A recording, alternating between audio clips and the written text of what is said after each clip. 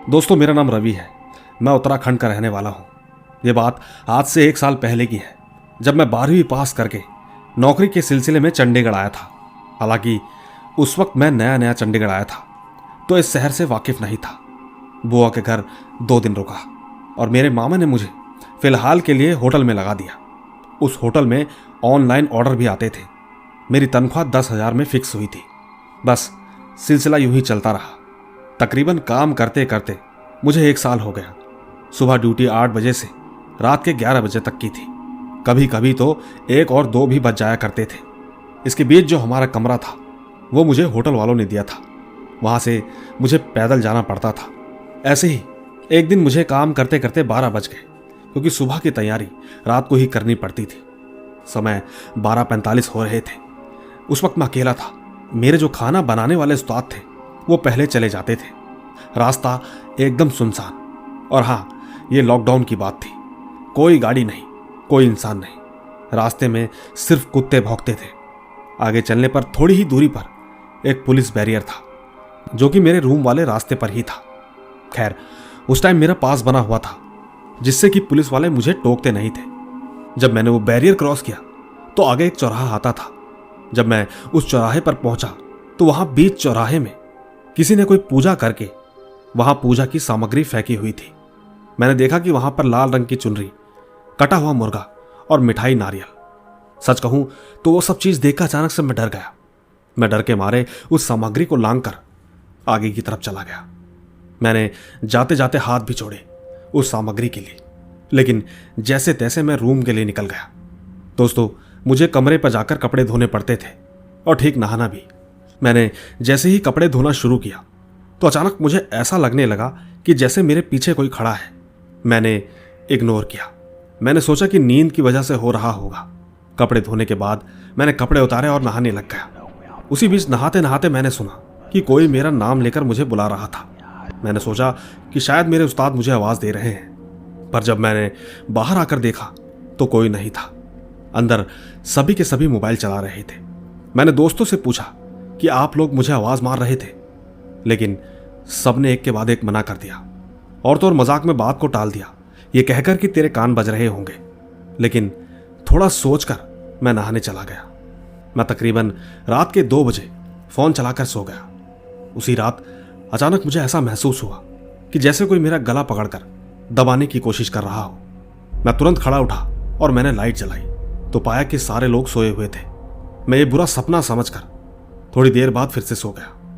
दोस्तों, अगर ये उसी दिन होता तो मैं इस बात को सहन कर जाता, लेकिन ये मेरे साथ दिन पर दिन बढ़ता गया। मुझे एक अजीब सा डर लगने लगा। कोई मुझे बुलाता भी था। गंदे गंदे सपने आते। 4 महीने बाद उस चीज का साया भी दिखने लगा। सच कहूं तो मैं रोज डर डर के जीने लगा। कभी कभी तो मरने का भी मन करता। दोस्तों, ये सब कुछ मेरी ही लापरवाही का नतीजा था, क्योंकि मैं इन सब चीजों को इग्नोर कर रहा था। मैंने किसी को अब तक नहीं बताया था, लेकिन जब मुसीबत गले आन पड़ी तो मुझे बताना ही पड़ा। मुझे काम छोड़कर वापस घर जाना पड़ा। 1 जनवरी 2021 को मैं सीधा अपने घर पहुंचा। घर जाकर तो और बुरा होने लगा। वो आत्मा मेरे अंदर भी आने लगी। मैं अजीब सी हरकतें करने लगा। मेरे माता पिता परेशान हो गए। कहने लगे कि 86 किलो का लड़का अब 60 का हो गया। ये बहुत ज्यादा कमजोर होता जा रहा है, खाना भी नहीं खाता। लेकिन दोस्तों, वो कहते हैं कि जब घर में कोई देखने वाला होता है तो चिंता की जरूरत नहीं होती। मेरे पिताजी अक्सर मुझे नोट करते थे। शायद वो समझ चुके थे। वो तुरंत ही मुझे किसी तांत्रिक के पास लेकर गए। गढ़वाली में तांत्रिक को बक्की या बकियानी भी कहते हैं। तो ठीक जब मेरे पिताजी उनके पास गए तो उन्होंने मेरे पिताजी को सारा कुछ बता दिया कि आपका लड़का किसी चौराहे पर डर गया है और उसने उस सामग्री को लांघ दिया है। और हाँ, उस सामग्री में किसी ने एक ऐसी आत्मा को कैद किया था जिसे लोगों ने जलाकर मार दिया था। बस वो ऐसी ही किसी हरकत का इंतजार कर रहा था कि कोई तो होगा जो मुझे छेड़े या मेरी सामग्री पर पैर लगाकर आगे चला जाए। दोस्तों, मेरे पिताजी बहुत डर गए। पिताजी ने उनके सामने हाथ जोड़े। कहने लगे कि आप कुछ भी कीजिए, लेकिन मेरे बच्चे को ठीक कर दीजिए। तांत्रिक ने पूजा के लिए सामग्री लिखकर आत्मा को कैद करने के लिए एक मिट्टी की हांडी और पूजा रात को शमशान में बैठ के करने के लिए कहा। जब पिताजी सारी सामग्री लाए तो तांत्रिक ने कुछ लोगों को साथ चलने को कहा क्योंकि ये पूजा अकेले नहीं होती। पूजा पिताजी और मेरे चाचा और गांव के 2-4 लोग और भी आए थे। तांत्रिक ने एक चक्र बनाया और रंग से हम सबके लिए बंधन किया ताकि कोई आत्मा परेशान ना करे। दोस्तों, ये सब कुछ शमशान में हो रहा था। तांत्रिक ने कुछ मंत्र बोलना शुरू किया और हाथ में हांडी पकड़ाई। कहा कि इसको छोड़ना मत, वो आत्मा तुझसे ये छुड़वाने की कोशिश करेगी। पंडित लगातार मंत्र बोलता रहा। तब मेरे अंदर वो प्रेत आ गया जो कि लगातार मुझसे वो हांडी को छोड़ने के लिए बोल रहा था, पर मैंने हांडी नहीं छोड़ी। तांत्रिक ने मुझे मारना शुरू किया, पर एक बात थी, वो मार मुझे रहे थे लेकिन दर्द उस प्रेत को हो रहा था। इस जंग में हारने के बाद उसने खुद बताया कि मैं कहां से आया हूं। उसने अपने बारे में बोलना शुरू किया। तांत्रिक ने देर ना करते हुए मंत्र पढ़कर उसे हांडी में कैद कर लिया। तांत्रिक ने मुझे विश्वास दिलाने के लिए कहा कि हांडी में कान लगा कर सुन, देख इसमें क्या हो रहा है। दोस्तों, जब मैंने कान लगाया तो उसमें से रोने की आवाज आ रही थी और वो छोड़ने के लिए बोल रहा था। सच कहूं तो ये सब सुनकर मेरे रोंगटे खड़े हो गए। भले ही मैं ठीक हो चुका था लेकिन मेरे अंदर एक डर बैठ चुका था। तांत्रिक ने काला धागा और कुछ मंत्र मार के मुझे 3 दिन के लिए बंधन में रखा। उन्होंने परहेज भी बताया कि नॉनवेज नहीं खाना और इस 3 दिन के अंदर किसी के घर भी नहीं खाना खाना, यहां तक कि पानी भी नहीं पी सकते। दोस्तों, मैंने पूरा परहेज किया और आज मैं एकदम ठीक हूं, लेकिन डर अभी भी मेरे सीने में है। वो दिन मैं जब भी याद करता हूं तो मेरे रोंगटे खड़े हो जाते हैं और मैं उसे भूलने की कोशिश करता हूं। हाँ, एक बात और, मैंने उस रात के बाद आज तक कभी रात की ड्यूटी नहीं की। हाँ, अगर करनी पड़ी तो किसी को साथ में रखकर ही करूंगा। बाकी दोस्तों, मेरे साथ यही घटना घटी थी। अगर आपको यकीन ना आए तो मेरे पास वीडियो पड़ी है जो कि मेरी ही है, जिसमें मैं आप सबको दिखा सकता हूं। लेकिन आप सभी दुआ करना कि यह घटना फिर दोबारा ना हो, ना मेरे साथ ना किसी और के साथ। साथ ही आप कहानी को कमेंट करके जरूर बताना कि आपको कैसी लगी। बाकी सर का बहुत बहुत धन्यवाद जो कि मेरी कहानी को आप लोग तक पहुंचा रहे हैं। आप सभी को मेरा प्यार भरा नमस्कार, धन्यवाद।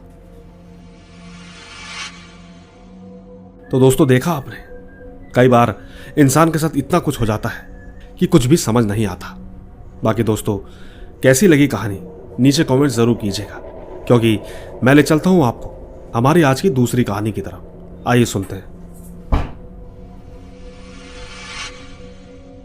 दोस्तों, मेरा नाम शेख तौहीद है और मैं भोपाल में रहता हूं। यह किस्सा जो है वो मेरे सगे दादाजी के साथ हुआ है। हमारी फैमिली बहुत बड़ी है, तो ठीक ये बात उन दिनों की है जब मेरे स्कूल की छुट्टियां शुरू हो चुकी थी। मैं ठीक अपने होम टाउन वेस्ट बंगाल घूमने गया था। दोस्तों, सब कुछ एकदम बढ़िया चल रहा था। फिर अचानक एक दिन मेरे दादाजी की तबीयत बहुत बिगड़ गई। फिर उनको मैं सिटी के बड़े हॉस्पिटल में लेकर गया। कुछ दिनों तक वो हॉस्पिटल में एडमिट रहे, लेकिन तबीयत फिर भी सही नहीं हो रही थी। और तो और सबसे बड़ी बात, डॉक्टर रिपोर्ट्स करवाकर देख रहे थे, लेकिन रिपोर्ट सारी नॉर्मल आ रही थी। दादाजी परेशान होने लगे। वो सिर्फ हमसे एक ही बात कहते कि मुझे घर ले चलो। हम उनसे कहते कि आपकी तबीयत ठीक हो जाएगी, लेकिन वो लगातार जिद करते। बात इतनी ज़्यादा बढ़ गई कि वो घर जाने के लिए रोने लगे। खाना पीना बंद कर दिया था, हर समय गुस्से में ही रहते थे। ये सब कुछ देखकर मेरे चाचू को बहुत बुरा लगने लगा। उनसे दादाजी का ये दुख देखा नहीं जा रहा था। उन्होंने डॉक्टर से बातचीत करी और डिस्चार्ज करने की बात करी। डॉक्टर ने कहा कि अगले दिन इनको डिस्चार्ज कर देंगे। तो ठीक दोस्तों, उस रात दादाजी जिस वार्ड में थे उसी वार्ड में एक नॉन मुस्लिम ओल्ड एज जान चली गई। खैर, इसके बाद अगले दिन डिस्चार्ज का टाइम हो गया था। मेरे दादाजी खुश थे कि वो अब घर जाएंगे। दोस्तों, वैसे मैं भी मुस्लिम फैमिली से बिलोंग करता हूँ। डिस्चार्ज के वक्त मेरे दादाजी नॉन मुस्लिम जिनको मानते हैं उन सब के नाम लेने लगे। ये सब सुनकर हम सब शौक हो गए, क्योंकि हम सब के सब एक मुस्लिम फैमिली से थे। फिर घर जाते जाते तकरीबन 10-11 बज गए। वैसे हम सब कार से आ रहे थे। फिर मेरे चाचू ने दुआ पढ़ी कि तभी मेरे दादाजी कहने लगे कि ये क्या प्रथा है, इस गाड़ी से उतरो। लेकिन जैसे तैसे हम सब घर पहुंचे। तो दोस्तों, आपको बता दूं कि हमारे 2 घर हैं, एक पहले का है और एक नया बन गया था। ऑलमोस्ट लाइटिंग का ही काम बाकी था। तो कार से उतरने के बाद चाचू ने दादाजी से पूछा कि इनमें से अपना घर कौन सा है बताइए। वैसे वो नए घर के पीछे बांस के पेड़ थे बहुत सारे। वो जगह डरावनी भी थी। दादाजी चाचू को उस साइड ले जाने लगे तो चाचू कहने लगे कि नहीं, हमारा घर तो इधर है। उसी बीच उन दोनों की थोड़ी बहस हुई और फिर वो दोनों घर आ गए और हम सब भी। घर पहुंचने के बाद दादाजी दादी पर गुस्सा होने लगे कि तू हॉस्पिटल में क्यों नहीं आई। दादी जी ने कहा कि घर में अकेली लड़की, मतलब मेरी चाची को छोड़कर कैसे आती। उसी बीच उनमें थोड़ी अनबन हो गई, पर खैर सब ने खाना खाया फिर सोने चले गए। दोस्तों, मेरे दादा दादी एक रूम में और चाचा चाची दूसरे रूम में सोने गए।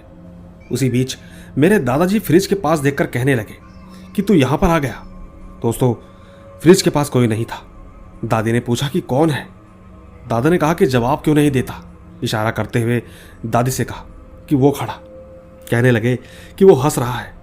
दादाजी ने उसका नाम सदा बता रहे थे। दादी ने पूछा कौन है ये सदा और कहाँ है। इसके बाद दादाजी ने कुछ नहीं कहा। वैसे दोस्तों, मेरी दादी जी बहुत हिम्मत वाली थी। सोने से पहले उन्होंने कुछ दुआएं पढ़ी, क्योंकि कहीं ना कहीं हम सब समझ गए थे कि शायद ये कोई जिन्न वगैरह का काम है। खैर, कुछ दिन बीत गए, सब कुछ वैसे ही चल रहा था। फिर खाना खाते वक्त मेरे दादाजी आधा खाना खाकर आधा खाना अपने रूम की पलंग के नीचे ले जाकर रख देते। हम सब उनको देखते रहते। फिर हम सब ने एक बार पूछ ही लिया कि आखिर आप खाना वहां क्यों रखते हैं। दादाजी कहते कि उन सबको भूख लगी है, कहते हैं कि हमें खाना दो। हमने पूछा कि किसको भूख लगी है, किसको खाना देते हो आप। इसके बाद दादाजी ने कोई जवाब नहीं दिया। हालांकि उस वक्त ठंड का वक्त चल रहा था। बात बढ़ने लगी। एक दिन दादाजी कहने लगे कि उन लोगों को रहने के लिए यहां जगह चाहिए। दादी ने पूछा कि कौन लोग। दादाजी ने कहा कि वो सारे लोग बांस के पेड़ पर रहते हैं, उनकी पूरी फैमिली है। दोस्तों, इसके ठीक अगले दिन मौलाना को बुलाया गया और फिर मौलाना ने उनको ठीक अपने सामने बैठाया और सरसों के तेल में सूखी मिर्च पीस कर मिलाई। उन्होंने तुरंत ही हाथ में लेकर उनके नाक पर लगाकर उन्हें जकड़ लिया, जिसके बाद दादाजी की आंखें लाल हो गई और आवाज तुरंत बदल गई। मौलाना ने पूछा कि कौन है तू। आवाज ने कहा कि इसने मेरे ऊपर थूका है, इसीलिए आया हूं। उससे पूछा कि तेरा नाम क्या है, तो उसने कोई मुस्लिम नाम बताया। मौलाना ने कहा तो फिर नॉन मुस्लिम जिनको मानते हैं उनका नाम क्यों ले रहा है। जवाब में उसने कहा कि मैं अकेला नहीं हूं, 2-3 मेरे साथ और हैं। दोस्तों, उसी वक्त हमें याद आया कि डिस्चार्ज की पहली रात में एक ओल्ड एज अंकल की डेथ हो गई थी। शायद उन्होंने भी उनको पकड़ लिया। उनसे पूछा गया तो कहने लगे कि मेरा कोई नहीं था और ना ही मुझे कोई हॉस्पिटल में देखने आता था। साथ ही जब ये मेरे बगल में सोता था तो इसको सब लोग देखते थे और इसका ख्याल भी रखते थे। मुझे वाकई बहुत बुरा लगता था, इसीलिए मैंने इसको पकड़ा। दोस्तों, जिन्न भूत भगाने के लिए मौलाना ने 3 ऑप्शन दिए थे। जैसा कि आप लोगों ने सुना ही होगा कि जाते हुए रास्ते में पेड़ की एक डाली तोड़ के जाओ और मुंह में पानी से भरा लोटा लेकर वहां जाने को कहा। फिर मेरे दादाजी ने अपने मुंह में लोटा पकड़ा। तब मौलाना जी ने बोला कि जाते हुए एक पेड़ की लकड़ी तोड़ देना। दोस्तों, ठीक ऐसा ही हुआ और घर के पीछे वाले रास्ते से वो भागते हुए गए बांस के बाग तक। लेकिन अचानक वो जमीन पर गिर गए। पर एक बात थी, पेड़ की एक डाल टूटकर गिर गई थी। इसके बाद हम सब लोग जाकर दादाजी को वापस घर लेकर आए और मौलाना जी ने मंत्रों से भरा तेल दिया और बोला कि कुछ दिनों तक वो सारे के सारे लोग परेशान कर सकते हैं। उस बीच आप ये तेल इनकी नाक और बॉडी पर मल देना। दोस्तों, ठीक ऐसा ही हुआ। हमें लगा कि जिन्न सब चले गए, लेकिन कुछ दिनों के बाद मेरे दादाजी की लड़कियां हमारे घर आई, ठीक दादाजी से मिलने के लिए। एक दिन मेरी सिस्टर की बहन खाना खाकर उठी तो दादाजी ने उससे कहा कि बाहर मत जाना, वो लोग गुस्से में हैं, वो हमसे घर मांग रहे हैं यहां रहने के लिए। दोस्तों, दादाजी की ये बात सुनकर हम सबको दोबारा से टेंशन हो गई कि काफी दिन हो गए मगर ये सब कुछ अब तक ठीक नहीं हुआ। दोस्तों, इसके बाद हमारे पास समय कम था। हम दादाजी को लेकर हमारे घर से 1 घंटा दूर एक बहुत बड़े मौलाना रहते हैं, उस बस्ती में लेकर गए। दादाजी को मौलाना जी के पास 2 दिन दिखवाना था, तो पहले दिन दिखवाकर हम लोग लड़की के घर आ गए, जो कि मेरी सिस्टर का घर वहीं आसपास था। हम सब उनके घर पर ही रुके थे। तो हमने पाया कि रात के खाना खाते वक्त छत पर किसी के चलने की आवाज आने लगी और तो और उस वक्त दोपहर के 2 या 3 बज रहे थे। दोस्तों, 2-3 दिन तक ऐसा होता रहा और ये बात को हमने मौलाना को भी बताया कि ऐसा हुआ है। मौलाना ने कहा कि शायद वो जिन्न होंगे जो पीछा करते करते यहाँ तक आ गई। दोस्तों इसके बाद मौलाना हमारे साथ हमारे घर तक आए। उन्होंने चारों ओर देखा, फिर एक ही बात कही कि आपके घर पर किसी ने जादू टोना करवाया है और वो कोई ठीक आपकी ही जान पहचान का है। दोस्तों हमने नाम पूछने की कोशिश की, लेकिन उन्होंने बताने से इनकार कर दिया। फिर मौलाना ने बस इतना ही कहा कि हमें घर बंद करवाना पड़ेगा। उनका मतलब था कि मंत्रों से शुद्धिकरण करके इस घर को छोड़ दो। चारों कोनों में गड्ढे करके कुछ सामग्री दफनानी होगी, लेकिन ये सब कुछ करने से पहले मौलाना ने हमें जग लाने को कहा। इसके बाद उन्होंने कहा कि चारों किनारों से मिट्टी लेकर आओ। वो सारी मिट्टी उन्होंने जग के अंदर डाली और एक रुमाल से ढक दी। वो मन ही मन कुछ पढ़ने लगे। थोड़ी ही देर में अचानक से एक रोशनी आई और जग से धुआं आया। मौलाना ने कहा कि जग की मिट्टी को छानकर पानी से धो दो। दोस्तों धोने के बाद देखा कि उस मिट्टी से हड्डी, जेवर और सिंदूर निकला। मौलाना ने कहा कि ये सब सामान जादू टोने में इस्तेमाल होते हैं, जिसे मैंने मेरे जिन से निकलवा लिया। इसके बाद उन्होंने कहा कि अभी कुछ और सामग्री लानी पड़ेगी, जिसमें टोटल 25-30 हजार का खर्चा होगा। हाँ, पर सब कुछ ठीक हो जाएगा। दोस्तों इसके अगले दिन हिरन के सींग का टोकरा और भी कई चीजें लाए। फिर बोला गया कि घर के चारों कोनों पर गड्ढे करो, जो कि हमने करे। उन्होंने सामग्री सारी दफना दी। तब तक शाम के 6:30 बज गए। उस समय पास के ही बांस के बाग में मोरनी की आवाज आने लगी। उस वक्त हमारे किचन पर टीन की छत डली थी। न जाने ऐसा क्या हुआ कि तभी अचानक उस टीन के ऊपर कोई पत्थर मारने लगा। अजीब सी आवाज आने लगी, जैसे तालाब में कोई कूद रहा हो। थोड़ी देर बाद लेकिन एकदम सब कुछ शांत हो गया। दोस्तों लेकिन रात को वो घर कभी कभी डरावना लगता था, पर अब सब कुछ ठीक हो चुका था। साथ ही आपको बता दूं कि ये मेरे घर का सच्चा किस्सा है। मुझे उम्मीद है कि महेश भाई मेरी इस कहानी को अपनी आवाज देंगे, जिससे मैं ये स्टोरी मैन की जितनी भी तारीफ करूं कम है। बस आपसे इतना कहना चाहूंगा, ऐसी आवाज के साथ कहानियां सुनाने वाले यूट्यूब पर बहुत कम है। बाकी आप सबका शुक्रिया और मेरी तरफ से अलविदा। तो दोस्तों देखा आपने, ये थी शेख तौहीद की कहानी। दोस्तों इन्होंने अपने घर का पूरा किस्सा हमें सुनाया। मुझे उम्मीद है आपको जरूर पसंद आया होगा और इस कहानी के जरिए आपने ये भी जाना होगा कि किस किस तरह से ये सब चीजें दिक्कतें देती हैं। तीसरी कहानी पर चलने से पहले मैं इनका दिल से धन्यवाद करता हूं कि इन्होंने इतनी बड़ी कहानी को हमारे साथ शेयर किया। बाकी आइए सुनते हैं। दोस्तों मेरा नाम कार्तिक है। मैं दिल्ली के पश्चिमपुरी का रहने वाला हूँ। मेरी उम्र 17 साल की है और ये बात 2019 की है, जब मैं 14 साल का था। ये बात ठीक सर्दियों के महीने की है, 9 दिसंबर की। मेरे बर्थडे के एक दिन के बाद मेरे पिताजी एक पुरानी मंडी से एक डॉल हाउस लाए थे। उस दिन मेरी छोटी बहन को वो बहुत अच्छा लगा। रात को उसने वो डॉल हाउस हमारे दूसरे रूम में रख दिया। तब उस वक्त लगभग 3 बज रहे थे और ठीक लगभग रात के 3 बजे जब मेरी आंखें खुली तो मैं किचन में पानी पीने गया। और जब मैं ठीक रूम में वापस जा रहा था तब मेरा ध्यान उस रूम में गया जहां पर उस हाउस को रखा गया था। मैंने देखा कि वहां एक छोटी सी लड़की खेल रही थी। मुझे लगा कि मेरी छोटी बहन होगी। मैंने उसे पीछे से आवाज दी कि श्रद्धा, तू रात को यहाँ क्या कर रही है? चल चुपचाप सो जा। लेकिन उसने मुझे कोई जवाब नहीं दिया। फिर मैं उसके पास जाने ही वाला था, पर मेरा ध्यान मेरी सोती हुई बहन पर गया। मैंने देखा कि श्रद्धा तो यहाँ सो रही है, तो वहां रूम में डॉल के साथ कौन खेल रहा है? मैंने तुरंत ही जब उस डॉल की तरफ देखा तो वो लड़की वहां नहीं थी।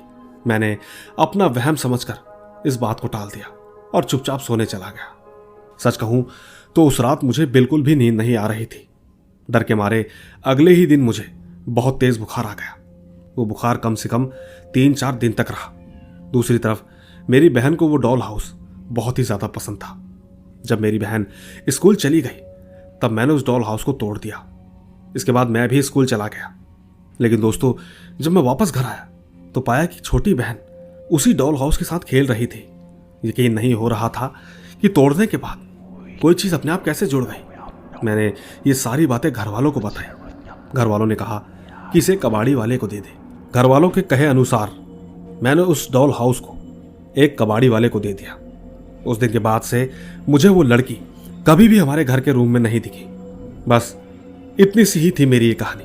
मुझे आशा है कि ये कहानी जल्द ही YouTube पर आएगी।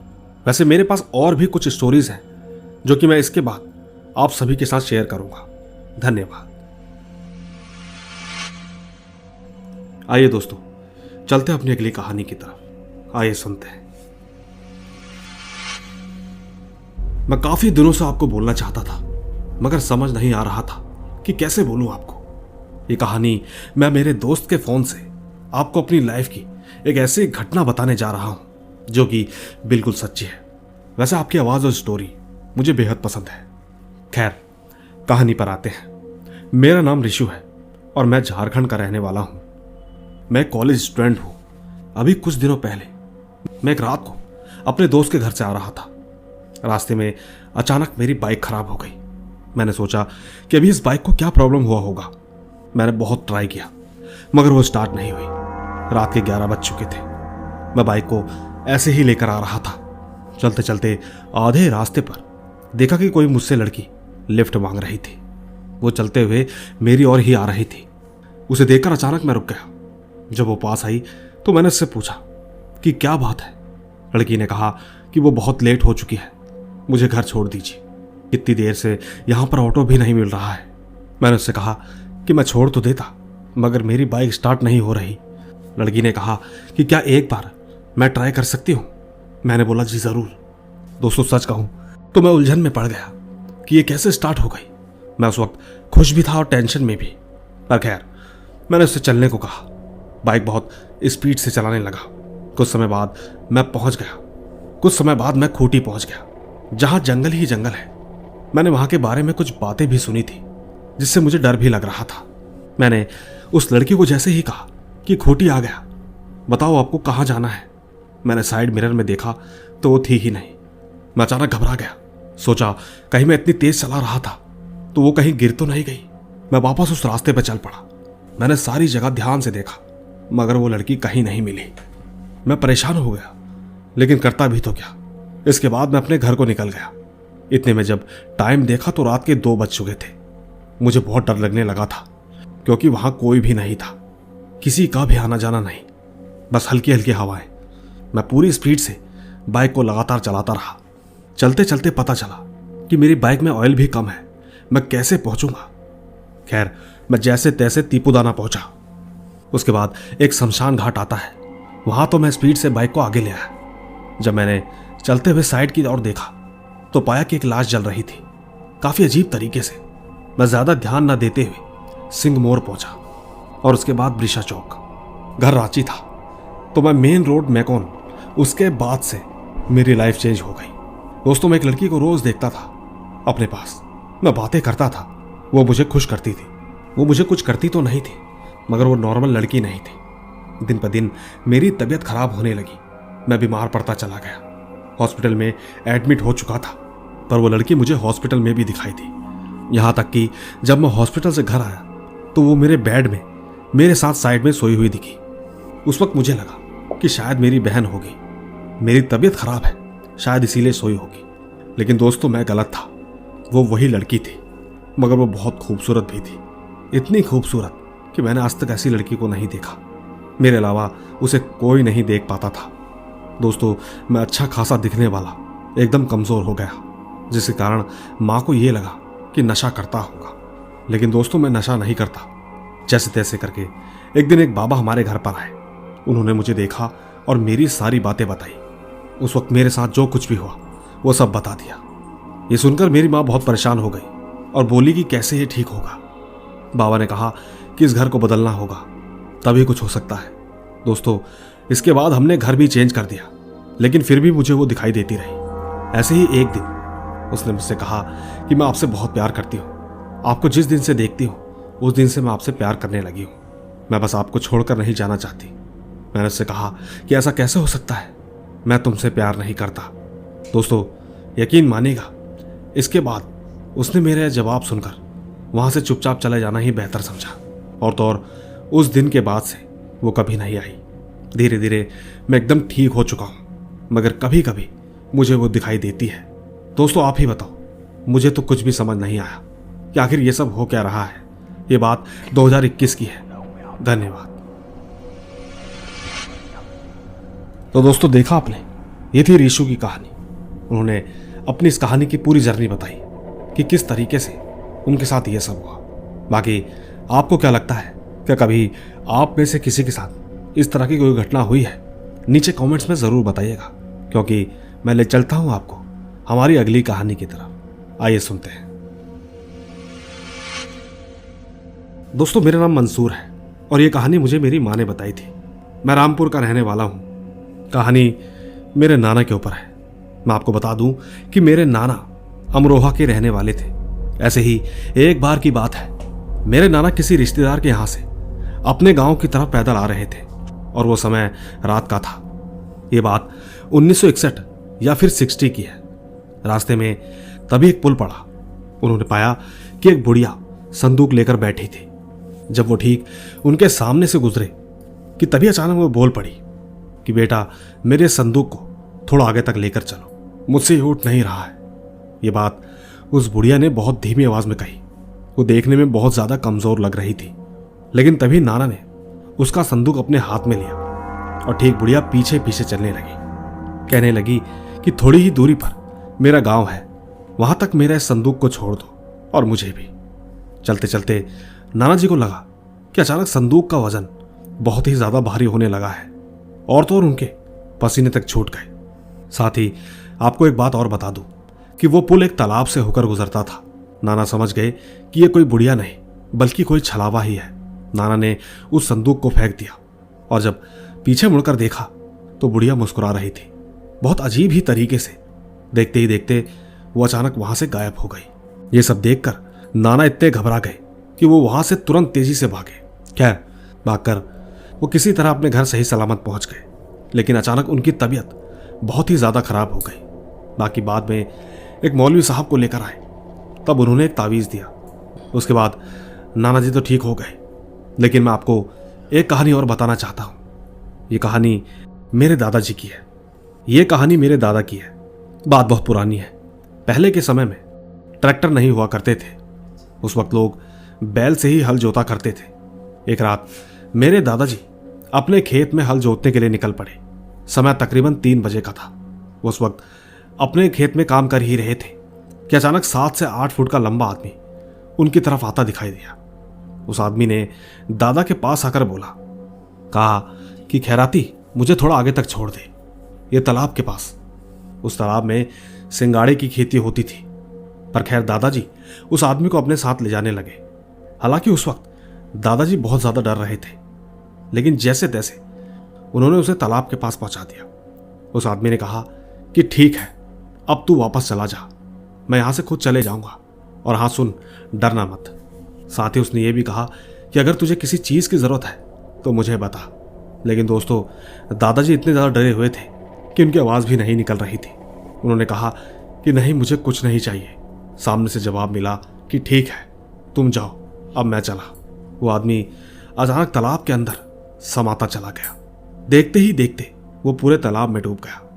दादाजी ने ये पूरा नजारा खड़े होकर देखा, लेकिन अचानक वो आदमी फिर से ऊपर आया और कहने लगा कि अगर तुझे अभी भी कुछ चाहिए तो मुझे बता। दादाजी ने कोई जवाब नहीं दिया। उस आदमी ने कहा कि डरने की कोई बात नहीं है, तुझे जो भी लेना है बोल दे। लेकिन दादाजी ने कुछ नहीं कहा, लेकिन उस आदमी ने दुआ देते हुए कहा कि जा, इस बार तेरा लड़का होगा। दोस्तों, यकीनन बिल्कुल सच बात थी, क्योंकि इसके कुछ समय बाद मेरे पिताजी का जन्म हुआ। पता नहीं कि वो आदमी कौन था, लेकिन वो जो कुछ भी था बहुत अच्छा था। मैं बस इतना ही कहूंगा कि इस कहानी को जल्द से जल्द सर अपने चैनल पर लाएं। आइए दोस्तों, चलते हैं अपने उसी सिलसिले की तरफ। आखिरी में कुछ छोटे किस्से आपको सुनाए चलता हूं। आइए सुनते हैं। दोस्तों, मैं उन्नाव का रहने वाला हूं। मेरा एक दोस्त है। हालांकि उस वक्त सर्दी का मौसम था, तो मेरे दोस्त के घर पर उसके माता पिता की लड़ाई हुई थी। रात का समय था। लड़ाई के बाद मेरे दोस्त की मां बोलने लगी कि मैं मरने जा रही हूं। आपको एक बात बता दूं कि मेरे गांव के बाहर रिलायबल बैटरी है। वहां पहले ही बहुत लोग कटकर मर चुके हैं। तो हम कुछ लोग उधर गए और कुछ मेरे दोस्त खेतों की तरफ। उस तरफ एक आम का पेड़ भी है। हम जैसे ही वहां पहुंचे तो अचानक से ऊपर से कोई नीचे गिरा, पर हम में से कोई नहीं डरा। उन दिनों गेहूं का टाइम था, लेकिन गेहूं उस टाइम हरे खड़े थे। जब वो नीचे गिरा तो ऐसा लगा कि गेहूं का पेड़ टूटने की आवाज आई। बाद में देखा तो पेड़ तो वैसा का वैसा ही खड़ा था। सच कहें तब जाकर हमें थोड़ा डर लगा। फिर हम उसके बाद वहां से इतनी तेज भागे कि सीधा अपने घर पर रुके। हमने तुरंत सबको घर में बताया। घर वालों ने कहा कि वहां बुरी आत्मा रहती है, पता नहीं तुम कैसे बच गए। बस इतनी ही थी ये कहानी। आइए दोस्तों, एक छोटा किस्सा और। मेरा नाम हेमंत है। मैं हरियाणा के जिंद जिला का रहने वाला हूं। यह घटना मेरी दादी के साथ हुई थी जब वो 8 या 7 साल की थी। मैं उनके गांव का नाम तो नहीं बताना चाहूंगा, पर इतना बता सकता हूं कि वो केथल शहर के पास वाले गांव में रहती है। वो ठीक 4 या 5 भाई बहन हैं। इसी तरह एक दिन वो खेत में जा रही थी। दोपहर का समय था तो रास्ते में उनको बड़ी बहन मिली। दादी उनकी बड़ी बहन के साथ खेत में जाने लगी। उस दिन दीदी ने अपनी बड़ी बहन के साथ बहुत समय बिताया और खेत में दादी ने उनके साथ खिचड़ी भी खाई। फिर जब शाम का समय हुआ तो दादी घर को लौट रही थी। उन्हें पता चला कि उनकी बड़ी बहन तो दिन के समय ही चल बसी थी, लेकिन वो डरी नहीं, बल्कि उन्होंने घर में सभी सदस्यों को बताया कि उस दिन के बाद मेरी दादी को उनकी बड़ी बहन कभी नहीं दिखी। तो सच कहूं तो एक रियल स्टोरी है। इसे सर अपनी आवाज जरूर दीजिएगा। धन्यवाद। तो दोस्तों, यही थी हमारी आज की कहानियां। उम्मीद है आपको सारी कहानियां जरूर पसंद आई होगी। बाकी दोस्तों, यूं ही मिलता रहूंगा आपसे इसी तरह की रोमांच भरी रहस्यमयी कहानियों के साथ। बस तब तक आप अपने और अपने परिवार का ख्याल रखें। चलता हूं, बाय बाय।